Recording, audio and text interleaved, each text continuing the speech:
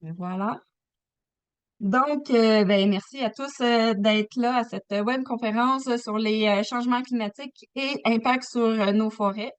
Donc, c'est rendu possible grâce ce soir, on a la chance d'avoir Steve Breton, qui est technicien forestier et directeur adjoint de l'Agence forestière de la Montérégie. Donc, merci Steve d'être avec nous. Et cette activité est réalisée dans le cadre de l'entente sectorielle sur la forêt de la Montérégie. Euh, l'entente sectorielle de développement pour la forêt de la Montérégie, excusez-moi. Et et au financement aussi là, de l'agglomération de Longueuil, des MRC de la Montérégie et du gouvernement du Québec et du financement aussi de l'Agence forestière de Montérégie. Donc, voilà. Sans plus tarder, je vais laisser la parole à Steve. Donc, comment ça va fonctionner ce soir? C'est ça, si vous avez des questions, gênez pas, vous pouvez lever la main ou mettre des questions là, dans le chat comme à l'habitude. Il va peut-être avoir une pause durant la conférence pour pouvoir voir les questions, donc n'hésitez pas. Fait que si jamais il y a quelque chose, vous faites signe. Sur ça, merci Steve d'être avec nous. Je te laisse maintenant la parole. Oh, bon. Steve, on a besoin de peut-être ouvrir ton micro. Bonsoir, ça irait mieux. Oui, bonsoir tout le monde. Merci d'être là. On va faire une petite présentation sur le changement climatique et l'impact sur nos forêts. C'est un survol. Donc, cette présentation-là s'adresse principalement, c'était plus public. Donc, s'il y a des professionnels parmi vous en forêt, bienvenue. J'espère que ça peut vous intéresser à pousser la dynamique plus loin. On va commencer. Donc, on c'est sûr que la forêt, l'impact principal, c'est le climat. Hein. On s'entend qu'est-ce qui s'en vient, il va faire plus chaud. Donc, les tendances, les augmentations de la température, c'est avec les différents scénarios. Donc, ce que je vous présente ce soir, ça fait partie de notre guide qu'on a fait là, sur les changements climatiques et la forêt en 2022. Puis ça, c'est une grande revue de littérature qu'on a faite. Donc, on a bien vu que malgré qu'on aurait des émissions modérées, la température va continuer d'augmenter. On est parti sur ce train-là, ça n'arrêtera pas. Ça va continuer, ça va avoir des impacts majeurs sur nos forêts, sur nous, sur l'humain, sur tout l'écosystème en général. Mais c'est le degré dans lequel que ça va s'effectuer. Donc, nous, on prend la fenêtre de 2050. Donc, on s'est atterri, on dit, dans 2050, on a regardé divers scénarios, puis c'est ça que je vais vous montrer ce soir là, en termes de climat de demain. Bon, qu'est-ce qu'on voit pour le climat estival de demain? Il va y avoir le maintien des précipitations estivales, c'est-à-dire la quantité de pluie au bas fond va être le même. Il va y avoir une augmentation, par exemple, des températures estivales, ce qui va faire plus d'évapotranspiration de la végétation et du sol. Plus, on rajoute moins d'infiltration d'eau dans le sol. Donc, ça, c'est dû justement, c'est des petites pluies fines qui durent 2 jours, qui pénètrent vraiment dans le sol. On va en avoir moins, on va avoir des pluies. Il y a une chanson qui s'appelle Blue Skies and 80 Inches le lendemain. Ça va vraiment être des extrêmes qui vont arriver. Fait que quand il y a beaucoup d'eau, rapidement, l'eau va s'infiltrer moins dans le sol. Donc, la quantité qui va être absorbée au sol avec ces pluies-là va être moins. Fait que ça va donner une baisse d'eau dans le sol, finalement, ce qui va arriver. Fait que ce qu'on anticipe pour nos forêts dans le sud du Québec, c'est la sécheresse. Donc, c'est ça qui nous intéresse le plus. Puis, c'est pas tout le monde qui s'entend. Hein? Je veux dire, ça a été fait en 2022, puis là, il y a des gens qui sortent, ouais, ce sera peut-être pas si pire, dépendamment. Fait que c'est encore en évolution. Donc, c'est pas, nous, on dit pas qu'on a la vérité. On dit juste simplement ce qu'on voit, ce qu'on a observé, ce qu'on a lu, ce qu'on a rassemblé comme information avec les chercheurs qui sont dans le domaine. On anticipe la sécheresse. Fait que là, on a joué aussi, on a dit, c'est sûr que pour un forestier, un producteur ou quelqu'un qui joue dans le bois, par saison aussi, ça va avoir des impacts, puis on va savoir lesquels. Donc, encore une fois, on se projette en 2050. Donc, ce qu'on prévoit, c'est une augmentation de la température moyenne, des fois beaucoup moins, des fois extrêmes moins fréquents. On a eu un hiver, là, tout le monde l'a constaté. Là, moi, c'est la première fois en 23 ans d'existence que, que j'ai vu qu'il n'y avait, il y avait aucune neige dans le temps des fêtes. C'était vert. Ça, c'est une des premières fois. 33 mm de plus de précipitations, on s'entend, mais ça va être sous forme peut-être plus de pluie que de neige. Donc, oui, ça va être plus humide, aussi humide, sinon plus, mais on s'attend à moins de couvert au sol, justement. Une baisse de 42 c'est pas rien. Fait que ça, pour les forestiers, c'est sûr que autant pour les gens qui travaillent en forêt que pour les gens qui s'amusent en forêt, ça va avoir aussi des répercussions que la période de gel est diminuée.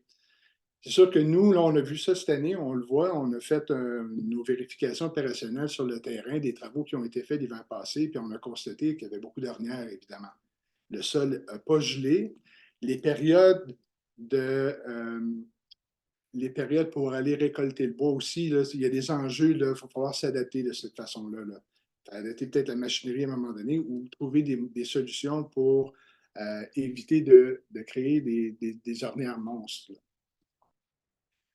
Donc, quand on diminue aussi le couvert de neige au sol, ben, il y a moins de protection pour le végétal, évidemment.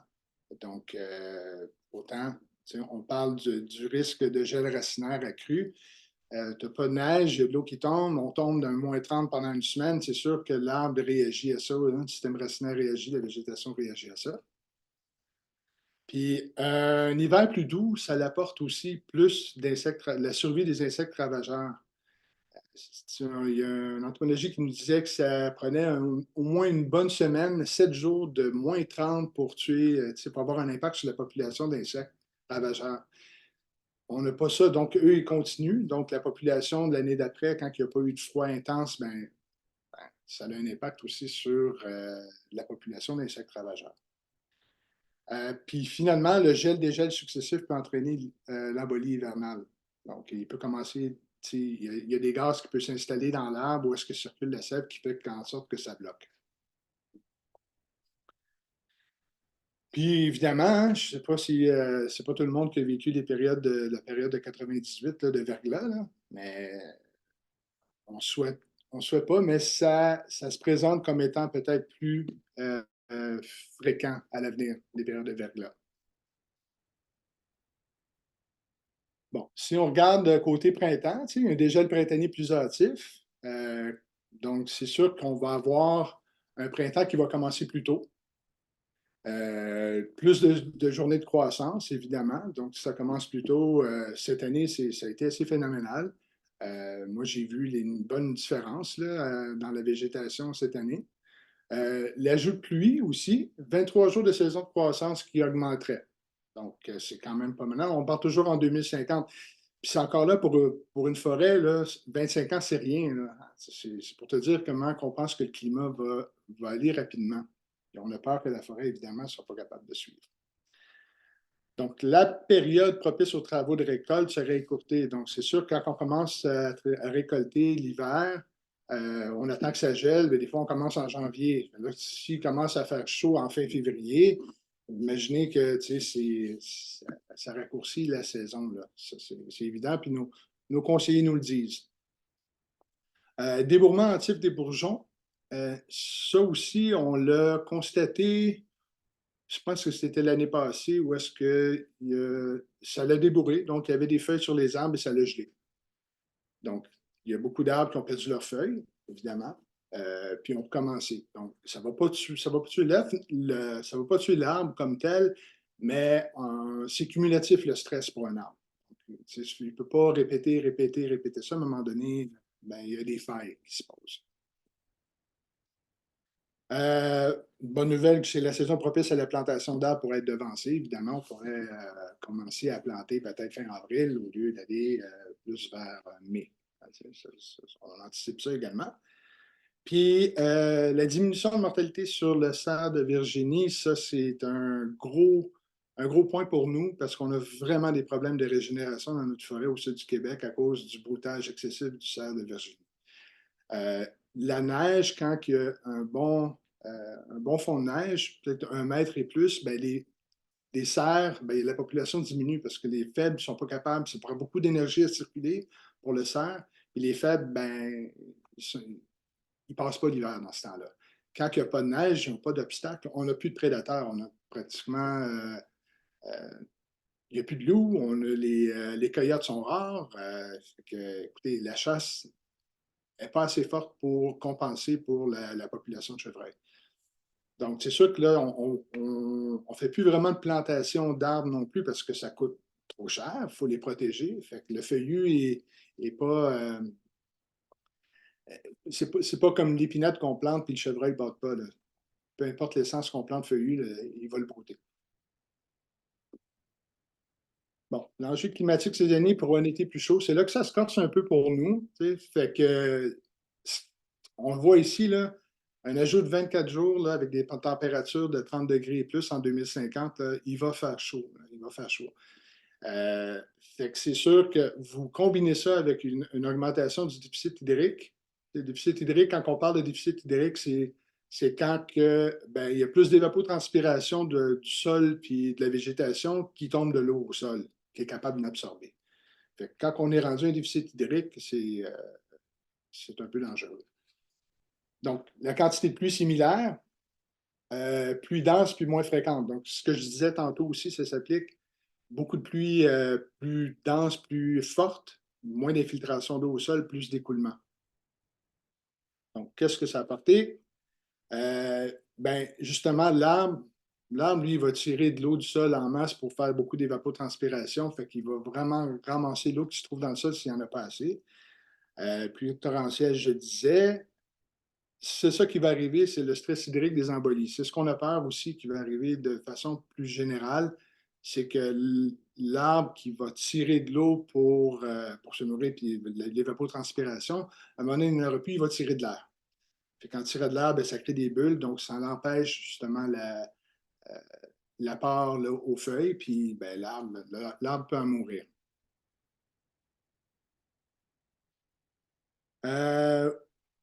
Oui, c'est ça. Diminution de la régénération au sol. Il y a certaines essences qui doivent germiner dans un sol plus humide. Donc, quand c'est trop sec, ben, ça ne germe pas non plus.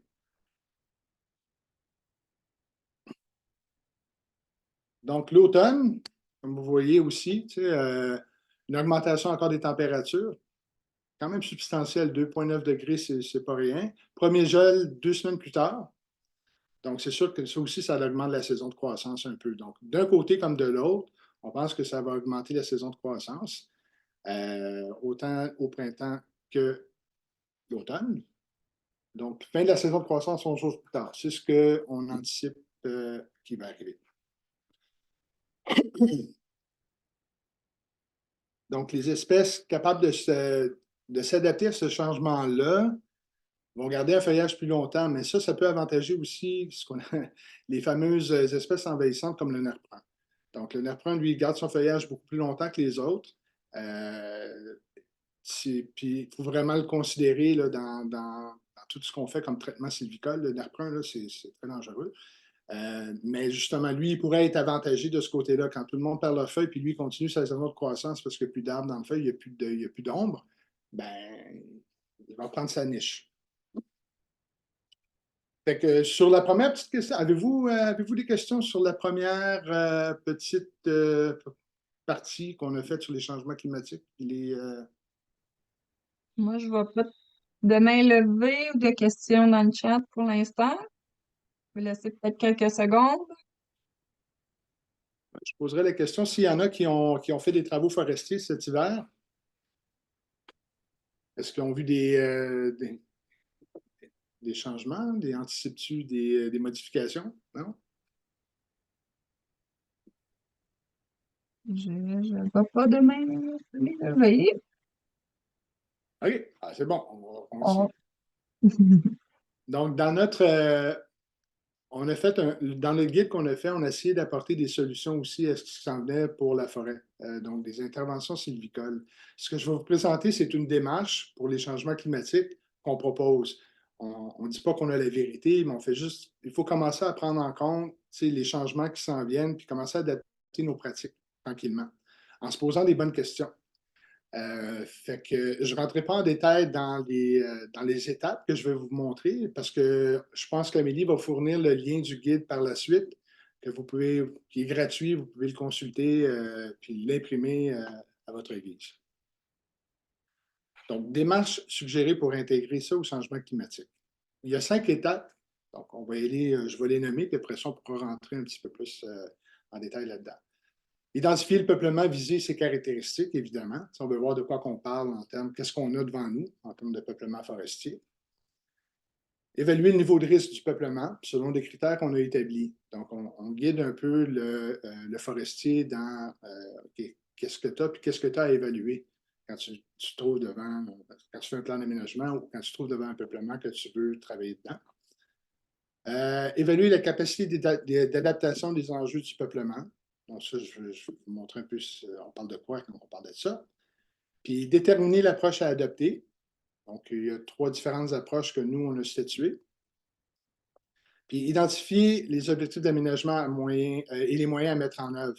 Donc, les moyens, il y en a beaucoup, on en propose beaucoup. Tu sais, ça va être au professionnel de lui-même de faire ses choix selon ce qu'il va trouver dans son peuplement. Ça va comme ça? On part.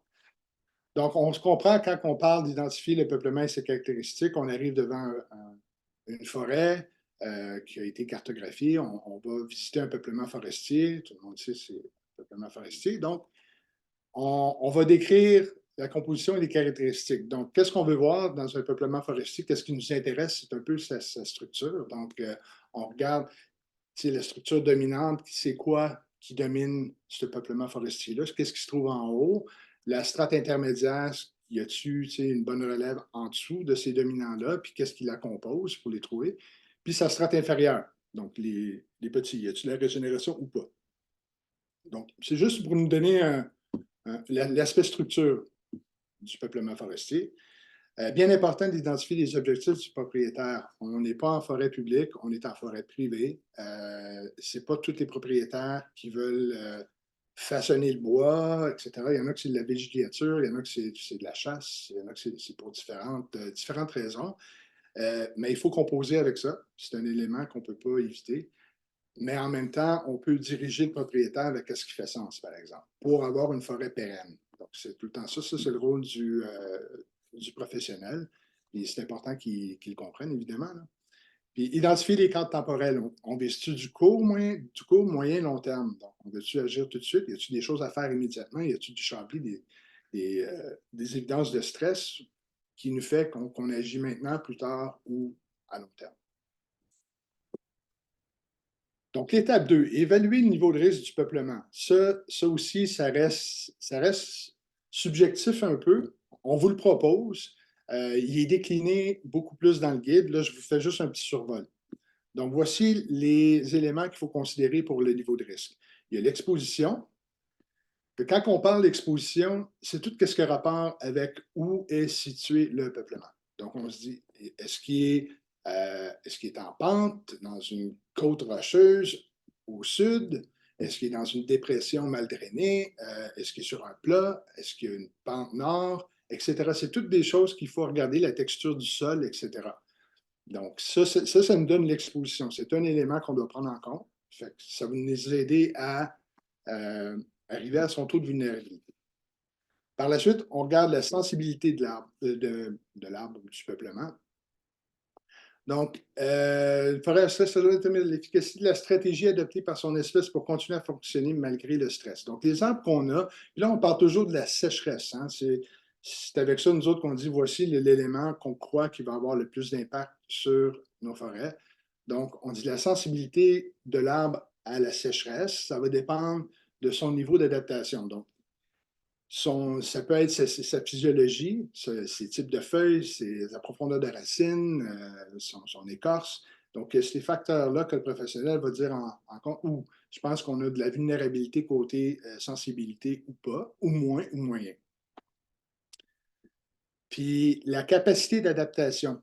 Donc, es-tu capable de se remettre après avoir vécu un épisode de sécheresse ou pas? Fait que ça va donner la vulnérabilité du peuplement qu'on va avoir. Es-tu vulnérable ou pas? S'il est vulnérable, ben, il va falloir s'adapter dans nos interventions sylvicoles de ce côté-là. Évaluer la capacité d'adaptation. Là, on s'intéresse à si vous allez voir, je vais vous le montrer, c'est surtout s'il y a un stress, comment il peut se rétablir le peuplement forestier par la suite. Là, on a regardé sa vulnérabilité. Fait que là, on va s'intéresser plus à son rétablissement. Donc, qu'est-ce qui peut faire en sorte qu'un peuplement résiste mieux qu'un autre? Bien, c'est les diversités des espèces qui sont présentes. Donc, une bonne diversité. Le type de régénération présente, qu'est-ce qui va prendre la relève? Donc, c'est un élément important. Donc, si on a des arbres qu'on pense qu'ils sont adaptés, qui sont capables de prendre la relève, ben, ça peut aider, puis ça va surtout nous diriger dans nos traitements sylvicoles. La structure du peuplement. C'est sûr, quand on a un peuplement équouien qui a toute la même âge, toute la même une plantation, admettons, c'est sûr que ce n'est pas résilient. Premièrement, c'est de la monoculture, puis ça a toute la même hauteur. Donc, il n'y a pas rien pour prendre la relève avec un stress important. Donc, la structure du peuplement a un enjeu important sur la résilience d'un peuplement. La présence du cerf, encore une fois, parce que ça élimine tout ce qui est régénération feuillue. Toutes les plantes, les arbres qu'on croit qui vont s'adapter sont feuillus. Dans le sud du Québec, là, excepté peut-être pour le pin blanc et un petit peu d'épinette rouge, je crois. Mais la présence du cerf fait en sorte que si vous n'avez trop, ben il n'y a rien qui va se passer. Votre forêt, à un moment donné, va atteindre un stade puis elle ne sera pas régénérée. C'est à ce point-là, dans le sud du Québec. Et les espèces exotiques envahissantes. Ça aussi, c'est. Puis là, on ne parle pas juste de plantes, on parle aussi d'insectes. Donc, vous savez qu'on perd à peu près quasiment une essence à chaque décennie due aux insectes ravageurs. Puis la perte aussi de niches. Il y a du monde pas mal en Estrie, je pense aussi, qui connaissent bien le nerf brun, là, le Bourdaine. Fait que c'est des choses à aider. Puis le site aussi. Le site. Ce qu'on a fait dans le guide, vous allez voir le site, on a pour la Montérégie. Je pense que l'agence de l'Estrie est en train de faire un peu le même travail. On a fait un travail de géomatique quand même colossal pour identifier, selon certaines composantes de sites, les endroits les plus à risque. Donc, vraiment, c'est large. Je vais vous montrer un petit exemple tantôt, là. C'est large, mais ça nous donne un indice de dire, bon, bien, si on rassemble tous les éléments qu'on a vus, puis on met une carte, où est-ce que ça sort rouge, puis où est-ce que ça sort vert? Fait qu'évidemment, c'est tout ce qui est l'aspect plus rocheux. Hein? Évidemment, c'est ça. Donc, tout ce qui est montagne, haute roche, le Haut-Saint-Laurent dans l'ouest, qui est beaucoup rocheux aussi, est dans le rouge. Quand on est dans la plaine du Saint-Laurent, on est plus dans le vert, évidemment, parce que la capacité du sol à retenir l'humidité est plus forte. Donc là, la quatrième étape, après qu'on ait pris en considération tous ces éléments-là, c'est déterminer l'approche qu'on veut bien prendre avec le peuplement forestier. Donc, selon le degré du peuplement, on détermine l'approche. Donc, on a trois approches. Je pense qu'il y en a qui sont peut-être familiers avec ces approches-là. Il y a l'approche de résistance, approche de résilience, puis approche de transition. Donc, quand on parle d'une approche de résistance, c'est parce qu'on identifie le peuplement comme étant résistant. Donc, on voit la flèche, je veux dire, l'impact rentre, mais le peuplement reste stable. Donc, il est capable, lui, de dire, ben parfait, moi, il y a eu un gros stress, mais j'ai encore la même diversité, j'ai encore la même structure, je suis capable de passer à travers. Il y a l'approche de résilience qui dit, ah ben là, ouf, ça fait mal, je reviens. Puis il y a l'approche de transition, on dit, ben, je ne suis pas capable. Donc, on recommence à zéro, la transition.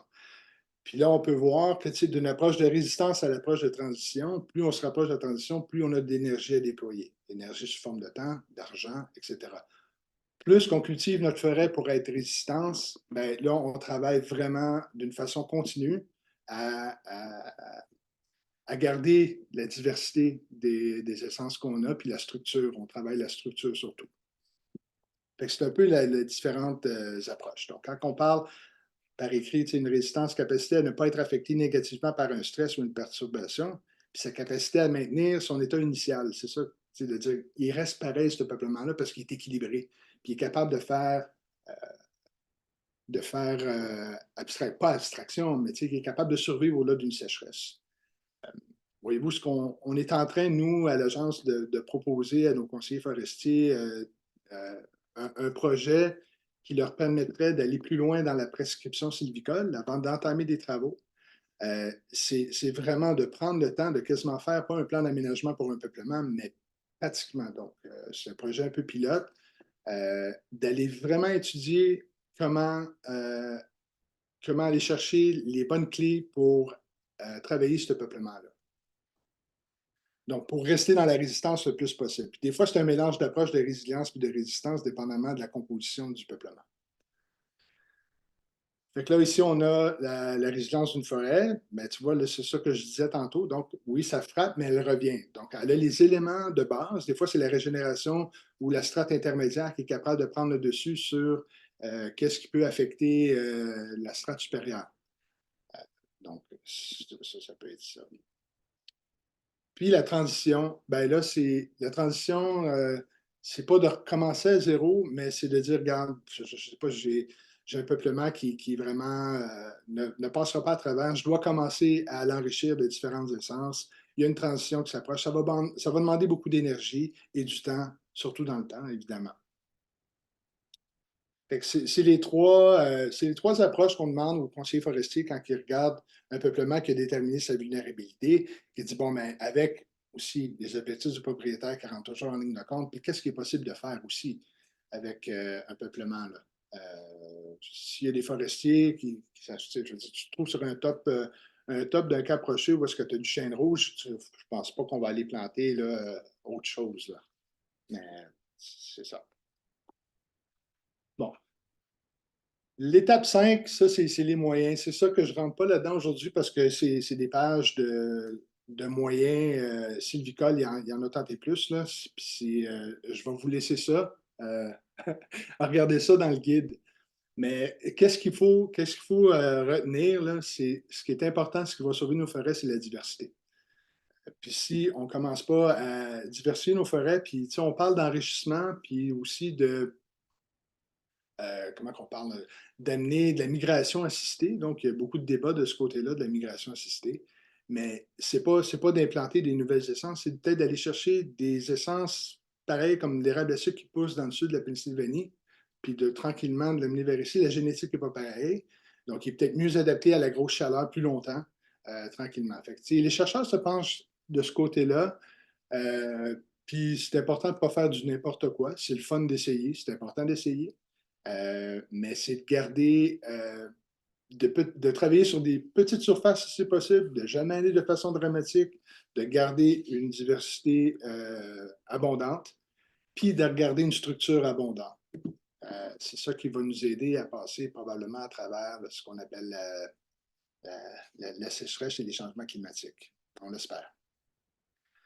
Je vous donne un indice. Ça, c'est une des cartes qu'on a fait justement pour la montée régie.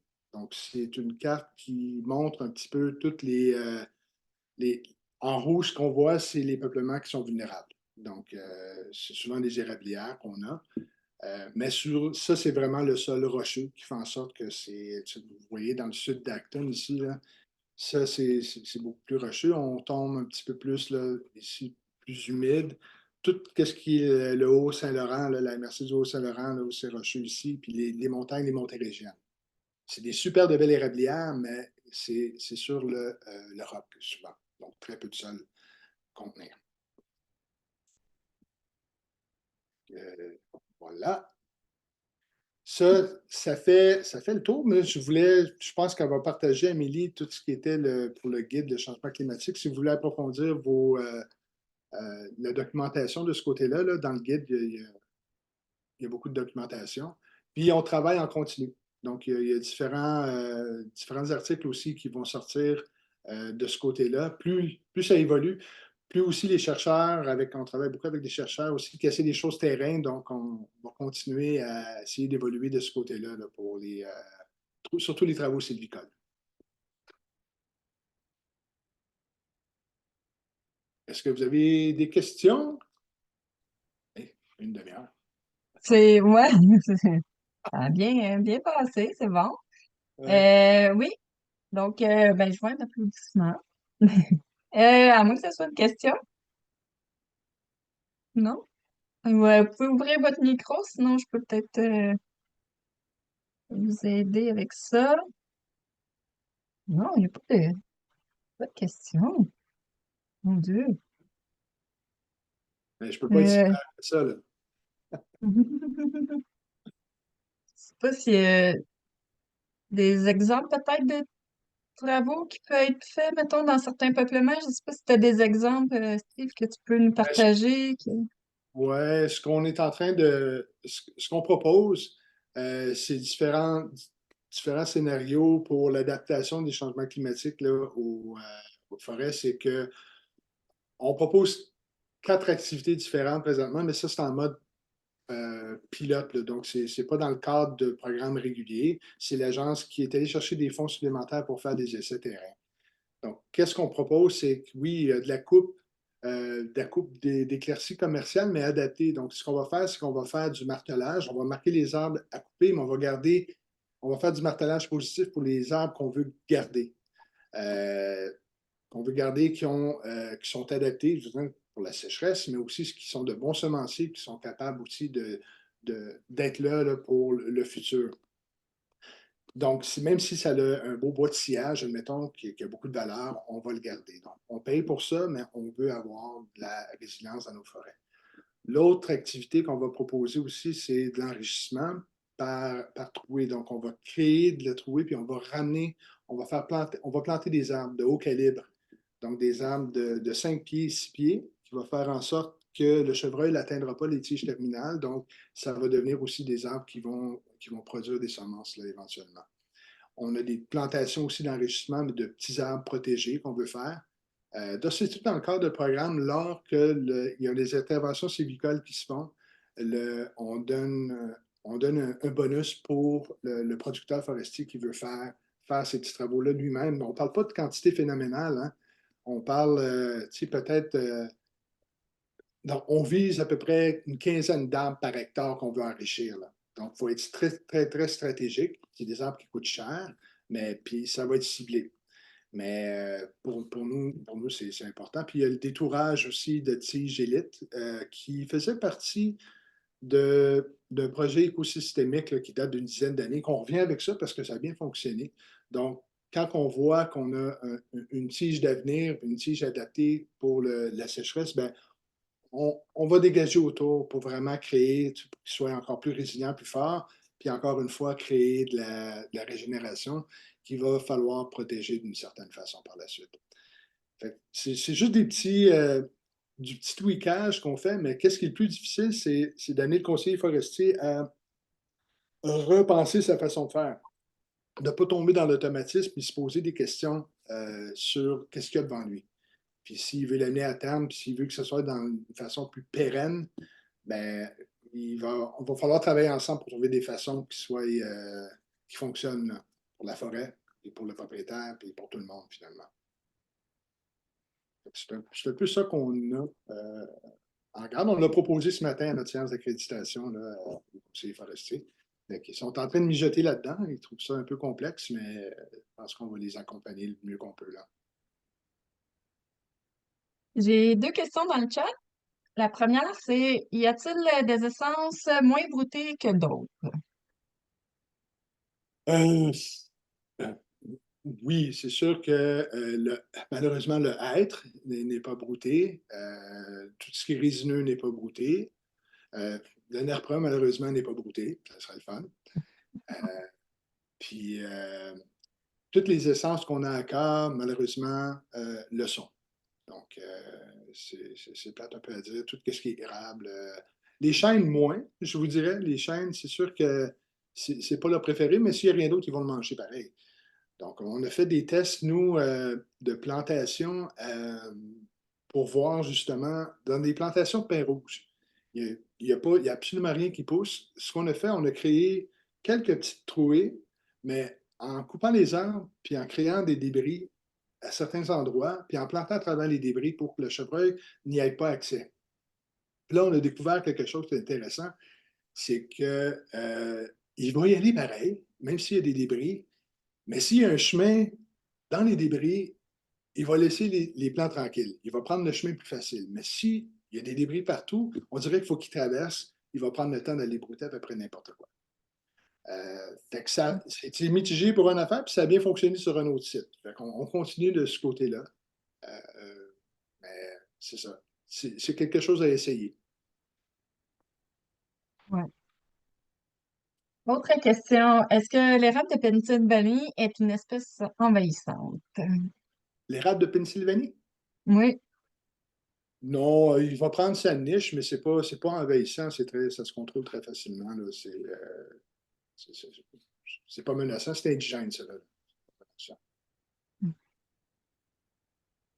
Autre question. Quels sont les impacts des changements climatiques sur les arbres fruitiers? Est-ce que vous avez fait des... Oui, bonne question. Écoute, sur les arbres fruitiers, c'est sûr que, écoute, c'est une bonne question. C'est un domaine en lui-même, hein, les arbres fruitiers. On en a, nous aussi, là, on en vient d'en planter à peu près une vingtaine là, de toutes sortes. Là. Euh, je te dirais, ceux qui vont marcher le mieux, c'est probablement les poires, les pommes, les nectarines, les pêches, on oublie ça. Je pense que c'est plus la chaleur va aider beaucoup pour les arbres fruitiers. Je ne suis pas sûr, par exemple, des insectes. Fait que c'est ça qu'est-ce qui va amener ici, là, puis l'adaptation. Mais c'est sûr que la chaleur va aider pour les arbres fruitiers. Fait que s'il y a de l'eau en abondance, peut-être que ça va être une bonne chose pour les arbres fruitiers. Là. Mais je ne suis pas un expert, je suis désolé, je ne suis pas un expert des arbres fruitiers. Ouais, c'est un autre domaine, hein? Ouais, super intéressant. Euh, quelles sont les meilleures manières pour éliminer le fameux nerf brun? Il n'y a Les pas une meilleures- solution miracle. Je parlais avec un conseiller ce matin qui disait qu'il essayait de. C'est un champignon qui attaque le cambium. Donc, on coupe, puis c'est une pâte qu'on met sur le tronc. Je pourrais retrouver là, nécobrite, je pense, je ne me souviens pas exactement. Ça vient d'être homologué, là. Ça l'aide parce que c'est sûr qu'est-ce qui est phytocide, le glyphosate, ça, nous, on ne touche pas à ça. Mais c'est physique. C'est d'arracher. Ouais. C'est d'arracher puis de couper le plus possible avant qu'ils produisent des fruits. Donc, ça produit des baies noires, puis c'est ça que les oiseaux prennent, hein, puis ils éparpillent ça un peu partout, puis ça se propage d'une façon phénoménale. Donc, c'est de couper tout le temps, de couper avant que les fruits sortent, ça l'aide. Donc, lui, il va mettre énergie à reproduire encore des feuilles et pas des fruits. Mais il y a pas d'autre moyen que vraiment de l'arracher. Là.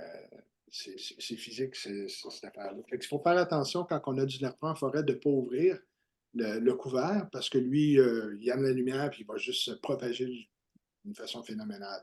Fait que tout le monde est bien à l'affût. Tu sais, en Estrie, ils ont appris. Là, je pense que notre collègue, Marie-Josée, a fait du beau travail de ce côté-là à nous sensibiliser pour le nerf brun. Il faut faire attention quand on a du nerf brun. Il faut premièrement savoir bien l'identifier. Hein. C'est mélangeant des fois pour certaines personnes. Ça ressemble à un genre de cerisier quelconque. Là. Mais c'est lui qui garde ses feuilles. Si toutes les feuilles sont parties, vous regardez en forêt et vous avez quelque chose avec des feuilles, allez voir, c'est probablement du nerf brun. Fait que, faites attention de ce côté-là. Consultez un expert au besoin, c'est hyper important. Oui. Puis dans le chat, je vous ai mis là, la page web vers notre site web en lien avec le nerf brun, justement avec l'agence de mise en valeur de la forêt privée de l'Estrie. C'est ça, il y a eu un guide qui a été fait, il y a eu aussi une vidéo. Vous avez même une photo en 360 degrés, donc vous pouvez voir un peu. Ouais. C'est ça. Ouais. Est-ce qu'il y avait d'autres questions? Ils sont Oui, bien, j'aurais une question. Je n'ai pas trouvé la petite main pour lever la main, ça fait que je m'introduis. Bernard Filion, moi, mes lots forestiers sont dans Charlevoix, et je suis membre de l'association. Et la question, c'est, est-ce qu'il y aurait une stratégie? On sait que c'est quasiment inévitable, les changements climatiques avec les changements au niveau forestier, de favoriser certaines espèces. Comme dans Charlevoix, l'érable à sucre, là, il y avait quelques endroits qui en avaient, mais là, maintenant, on la voit popper à gauche et à droite. Puis je me demandais s'il y a une stratégie, au lieu de lutter contre, de lutter d'utiliser les changements climatiques pour améliorer des boisés. Absolument. Absolument. Tu sais, c'est ça le nerf de la guerre, c'est le choix des essences.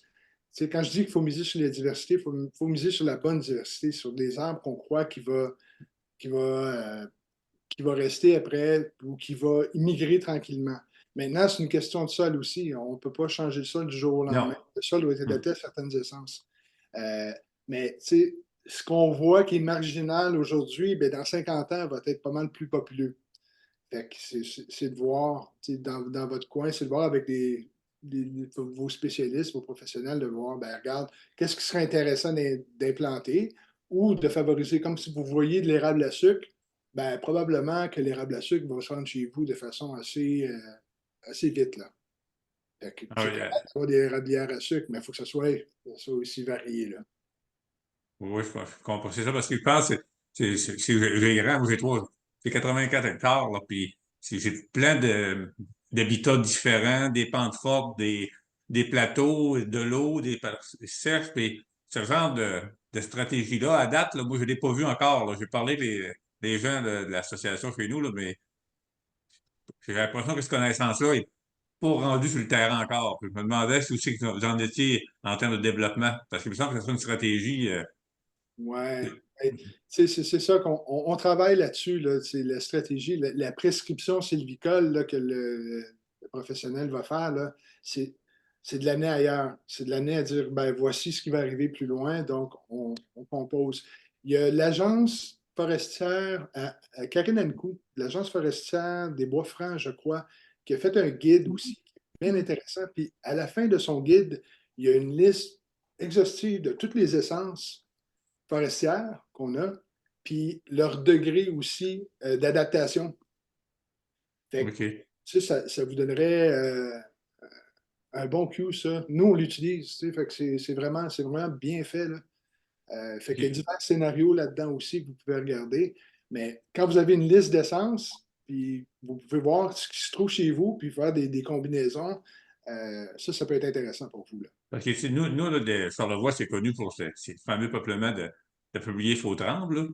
Puis la question que je me pose, est, dans 50 ans, le peuplier faux-tremble, est-ce que lui ça va être trop chaud pour lui ou ça va être, c'est ça, là, que je pense comme stratégie que moi, j'aimerais avoir à appliquer, là. De dire, OK, le faux-tremble, on va le récolter, une certaine intensité, on va laisser l'espace pour les espèces qu'on sait qui vont bénéficier du changement climatique parce que le thermostat ne le contrôle pas, hein. On aimerait bien, mais Tu sais, le peuplier faux-trempe, c'est une essence qu'on dit pionnière dans notre jargon à nous. Là, oui, donc, c'est ça qui va faire en sorte que d'autres choses vont pousser en dessous, là, qui est capable de prendre l'ombre, etc. Le peuplier, c'est en transition, habituellement. oui. Donc, c'est sûr que récolter le peuplier puis commencer peut-être à enrichir autre chose pour accélérer la succession peut être une bonne stratégie pour vous, là. Mhm. Tu sais, fait que c'est sûr que, parce que là, le peuplier, si tu le coupes, c'est ça qui va repousser. Tu sais, il y a toujours de la lumière qui revient, mais tranquillement, si tu commences à intégrer des essences, tu arrives avec une structure un peu intermédiaire qui va faire en sorte que le soleil ne rentre pas directement au sol, ben, le peuplier, il va laisser tomber, lui. Il va dire, j'ai fait ce que j'avais à faire, je pense à autre chose. Parce que comme nous, présentement, il faudrait capitaliser sur le fait que les populations de cerfs sont très faibles. Donc, on sera encore capable de planter sans se faire tout manger. Profitez-en. Ça aussi, ça va migrer. Ah, mais je sais, moi, je laisse chasser, il y a quelques cerfs, et je dis, venez chasser chez nous. Ah oui, en effet, en effet. Mais ça peut être une bonne stratégie, comme je vous dis, de commencer à enrichir en dessous du peuplier, là. Ouais, ben c'est ça. Mais moi, je pense que dans les nouveaux guides que vous êtes en préparation, là, j'aimerais voir un chapitre de stratégie comme ça, naturelle, en disant, c'est voilà les espèces qui sont présentes, ceux-là vont être affectés par le changement climatique, donc misez pas à long terme dessus, mais ceux-là vont en bénéficier, donc misez pour enrichir avec ces espèces-là. Juste ce genre de petits guides-là, Ouais. ça va faire une grosse différence dans 25 ans. Oui, oui, oui, c'est ça. Mais comme je vous dis, celui-là de Karen Ankou, je ne sais pas si tu peux le trouver, Amélie, on pourra le partager en même temps.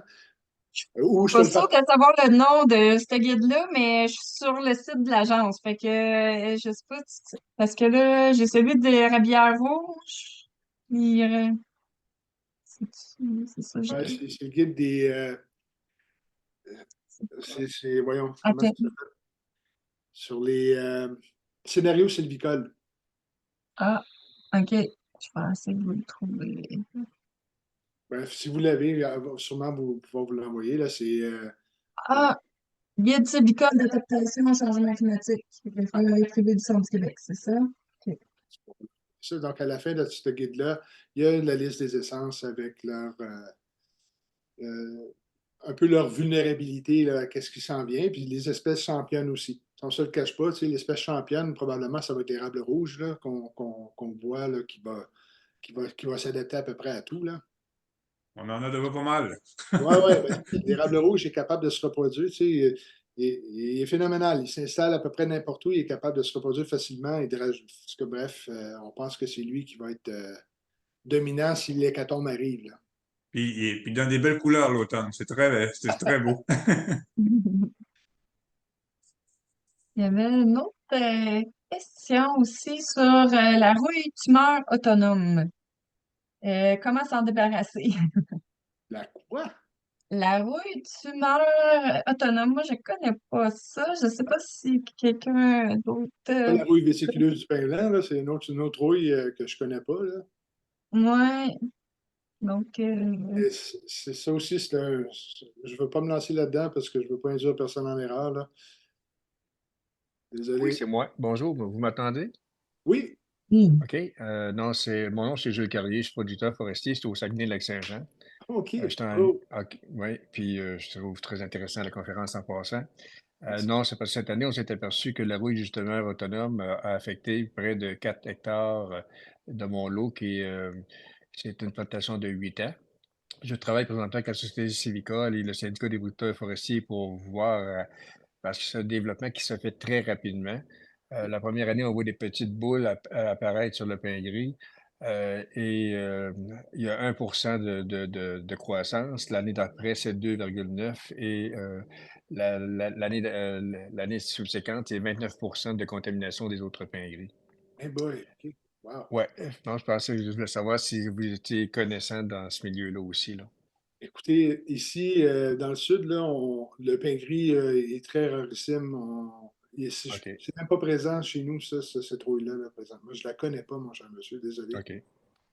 Désolé, Non, je mais voulais juste c'est tout un savoir défi. si. Pardon? Tout un défi. Ah, ben on est là-dedans, là, puis on voulait savoir, on essaie de trouver des meilleures techniques avec l'agence pour peut-être s'en débarrasser au complet, là. Quel âge qu'elle a, la plantation, vous me dites? 8 ans. 8 ans, ouais, c'est ça. Peut-être commencer justement à diversifier la Il y a plantation. plusieurs hypothèses à l'heure actuelle qui sont en cours. La Ah, brûler OK. parce que ça se propage rapidement, puis ça peut affecter d'autres terrains. Je vais prendre note de ça. Je trouve que c'est intéressant. Oui, il y a plusieurs informations qui viennent du ministère là-dessus. Ça s'appelle la rouille tumeur autonome du pain Ah, gris. C'était des maladies que j'ai pas trouvé de livre explicatif des maladies de différents types d'arbres, comme que ce soit l'épinette, l'érable, etc., là. ouais. Mais ça serait intéressant d'avoir accès à ça, oui, éventuellement. Ouais, malheureusement, quand ça n'a pas une importance économique importante, on dirait qu'il y a moins d'informations de ce côté-là. Là. Oui, Mais, mais j'en prends note. Je vais faire un peu de lecture. Je ne la connaissais pas. Je la connaissais pas. OK. Merci. Moi Ben, aussi, de merci. mon côté, je vais essayer de trouver de l'info un peu pour aider, si on Ben, c'est peut. parce que parfois, on a des maladies qui se développent très rapidement sur une production, puis c'est fait très rapidement chez nous, là. Oui, est-ce qu'il y a d'autres plantations je sais pas, de vos voisins ou quelque part, où est-ce qu'ils ont le même problème que ça l'impacte? À l'heure actuelle, le syndicat et la société civicole, on se fait une rencontre prochainement, puis visite de terrain, en vue de faire des recommandations à l'agence. Ah, OK. OK, d'accord. Ah bon. Dans les façons de travailler, de s'en débarrasser, de voir l'évolution. Tout le monde a lu pas mal les documents là-dessus à l'heure actuelle qui sont disponibles sur Hmm. Internet, là. OK. Eh bien, bonne chance. Bonne chance, c'est Très- une bonne- Merci. Est-ce qu'il y avait d'autres questions? Je vois des belles présentations. Merci beaucoup. Excellent contenu. Donc, C'est ça. Mais si vous avez d'autres questions, c'est encore le temps. Gênez-vous pas. Est-ce que ça fait le tour? Donc, je vous ai mis plusieurs liens. On va essayer aussi. J'ai pris des notes, là, mais d'un coup qu'on l'oublie, je n'ai pas de me réécrire là, si jamais il y a des liens que vous voulez revoir plus tard, là, que j'ai mis dans le chat, mais que vous voulez revoir plus tard, je vais vous les partager avec plaisir. Là. Donc, soit moi ou ma collègue Marie. Là. Donc, je pense que ça fait le tour de ce beau belle présentation-là. Merci beaucoup, Steve, de nous avoir Ben, merci à permis toi, d'en Amélie. savoir plus. Merci à toi. Merci à tous d'avoir participé. Merci pour vos questions. Puis, bonne forêt. Merci. Bye bye.